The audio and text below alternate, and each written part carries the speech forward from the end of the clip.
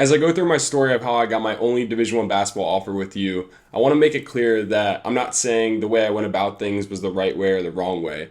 I just want to show you how a normal, slightly unathletic kid who didn't know really anything about playing college basketball got his first Division One offer. And hopefully this will inspire you to never give up on your goals or dreams of playing college basketball because, like I always say, you only get one chance to go on this basketball journey. So let's get right into it. My story has a lot of critical moments and decisions along the way that could have stopped me from achieving my goals.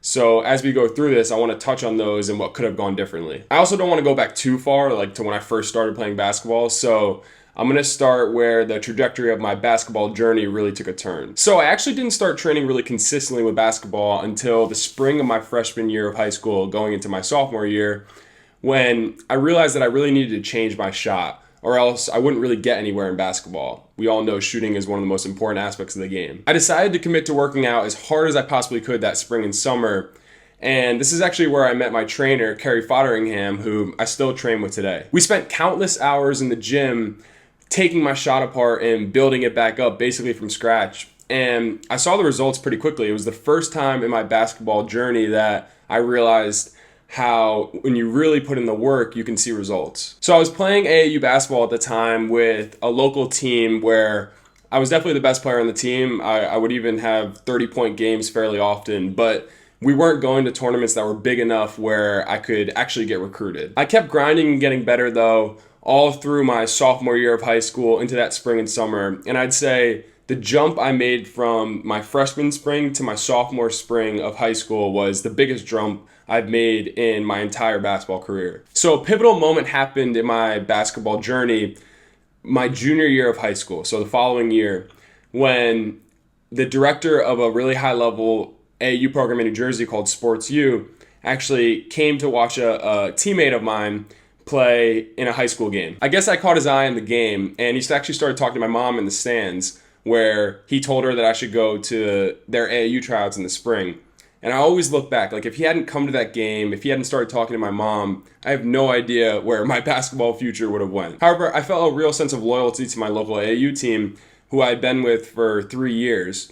And so I went to my coach, Jeff Harris, and luckily he was an incredible mentor of mine, an important person in my life. And he actually urged me to go try out for the better team, knowing that it would lead to more possibilities in my basketball journey. So I went and tried out for this team called Sports U, which was in the Under Armour Association, so the Under Armour circuit, and I made the team. I was on the 17U sponsored team, and our first tournament was actually in New York City of that spring. So a lot of my coaches and my family were able to come to the game, which I thought was going to be really cool to jumpstart this new AAU experience. Surprisingly to me, I actually started the first game of the tournament, and to make a long story short, it didn't go well. I played absolutely terribly, and I played terribly the rest of the weekend as well. I think I scored like 2 points in 4 games, had more turnovers than assists, and by the last game of the tournament, I wasn't playing at all. My confidence was absolutely shot, and I was embarrassed, and I didn't know what was going to happen next because this was this big opportunity, and I had failed. And back then, I wasn't mentally tough, so I was telling myself, maybe I'm just not good enough to play at this level. However, I had a decision to make. It was my junior year of high school, which is one of the most important times for recruitment, and so I knew I needed to be on a team where I was going to play. And not only that, but that 17U team that I was playing on, it was a really disorganized, kind of classic AAU situation with a lot of kids coming in and out. No one really had roles. It was just kind of bad vibes. So together, me and my mom called the coach of the team, and we let him know that I would probably have to leave, and he understood. He knew that I had to go somewhere and play, and he really wanted to help out. And somehow it came up in that conversation that I was really young for my grade. I was only 16 at the time, and I didn't turn 17 until August, playing again on a 17U team. And so that was when he let me know that the younger team, the 16U team, actually needed a backup guard. He said if I was interested, he could connect me with the coach, and hopefully we could work something out. But this 16U team, this wasn't just any team. This was one of the best AAU teams in the country with guys like Javon Quinterly, Naz Reid, Lewis King, Luther Muhammad, guys that I had kind of grown up watching highlights and mixtapes of. And so I didn't really know what that meant, what it would mean to play on that team. And to be honest, coming off of my showing in New York City, I was kind of doubting myself. But at the same time, I knew I had nothing to lose. So I got in contact with the coach and he invited me to come to the practice the next week. So that week I drove an hour or so to Elizabeth, New Jersey to practice in this tiny little gym. And I didn't really know what to expect. But at the same time, I did realize that this was almost kind of like a tryout for me. I needed to do well to be on this team. It wasn't like it was a sure thing. That pressure could have been overwhelming to me, but something happened at that practice that I can't really explain. All I remember is that I was basically going up against the other guard who was kind of fighting for the same position as me, that backup guard spot. And I always say there are moments in life that change outcomes, basically. And this was one of those moments. So in this drill where I'm competing against this other kid, I think I hit something like 10 threes. It was the best shooting day I've had in my life, probably, up to that point or even up until now. Something kind of came over me in that moment. But I earned the spot. I was on the team. Now, this team was really different from the 17U team, the one that I'd played for in New York. This team had more structure. They had been playing together for years. And so I kind of knew what my role would be. I would be a backup guard who came in to hit shots, make a lot of hustle plays, kind of do the dirty work and just be in the right spots. I ended up being pretty good at that, and it was a good fit. It was a great experience. We actually won the Under Armour Association Championship that year, which was pretty cool. And I'm not the biggest fan of AAU basketball in general, but I do realize it can lead you to some really important places. Well, in one of our last tournaments of the spring, we were actually playing out in Las Vegas, and I was doing kind of my normal thing, coming in, hitting shots, little hustle plays, being a good teammate.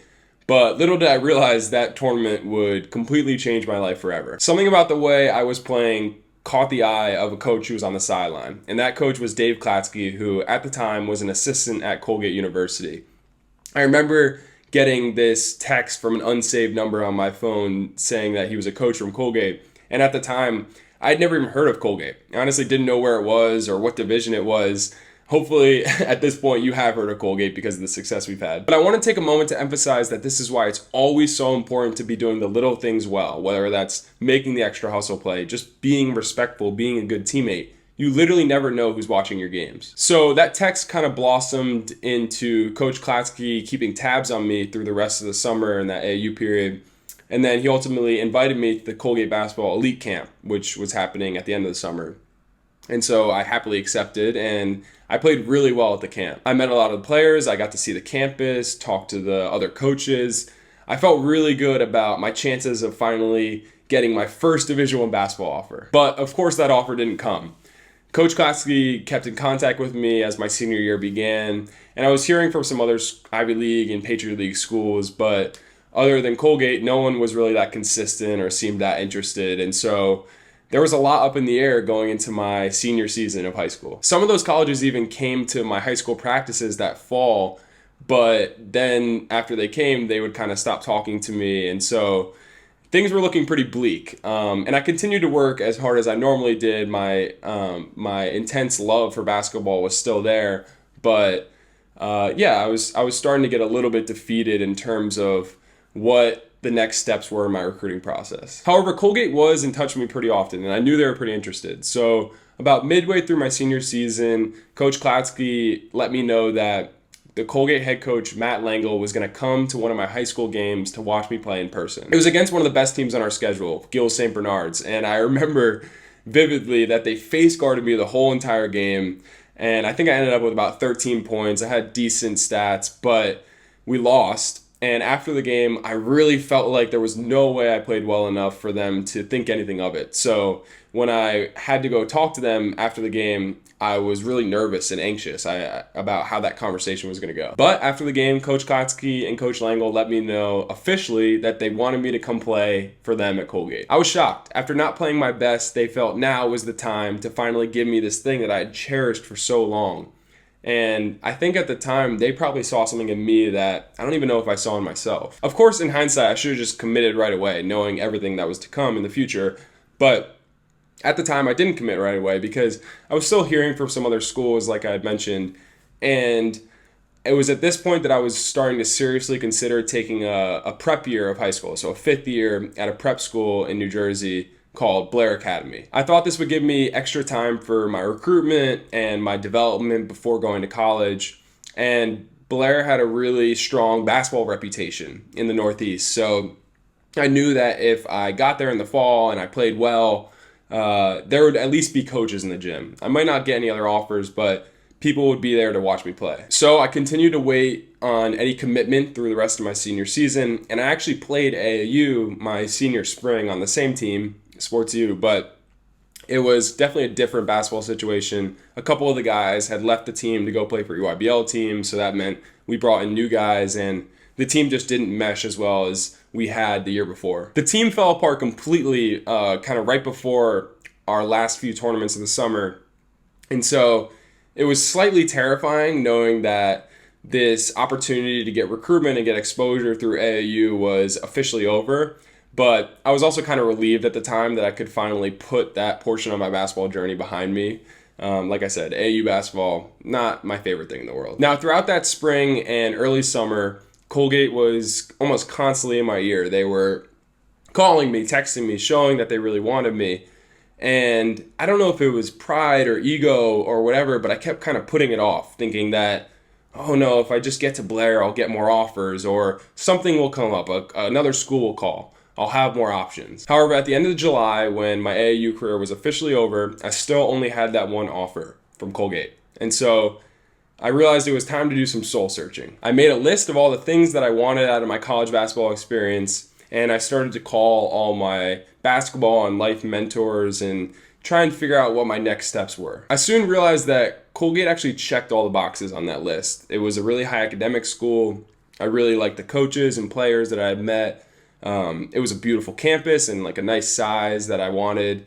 And it was also a program that was just on the precipice of being really good. So in early August, I called Coach Langle and I made the firm decision that really changed my life forever. I committed to play basketball at Colgate University. It was such a relief, and I knew in my gut that I could really trust these coaches that I'd built this incredible relationship with over the past year and change. And it was also nice because I could go into that fifth year at Blair really not worrying about recruitment. I could just kind of keep my head down and become a better basketball player and really prepare for what college basketball held. And the rest is history. I mean, talking about my Colgate experience would take way too long and there's way too many stories, but I will say that I will never take for granted the fact that I got to be a part of that program and that family. I was super lucky that they were the one school that decided to take a chance on me. I want you to remember that everyone's basketball journey is completely different. I think the key is to not worry about rankings or offers or any of that stuff, but instead just keep your head down, keep working as hard as you can, and a lot of times things start to work themselves out. I also want to make it clear that whatever level of basketball you're playing at, whether it's D3, D2, Division I, JUCO, NAIA, whatever, as long as you can look back on your basketball journey and be proud of the work that you put in, you have made it. Don't let your critics or social media or even me telling my story make you think any different. Everyone's journey is unique, and that is what makes yours so special.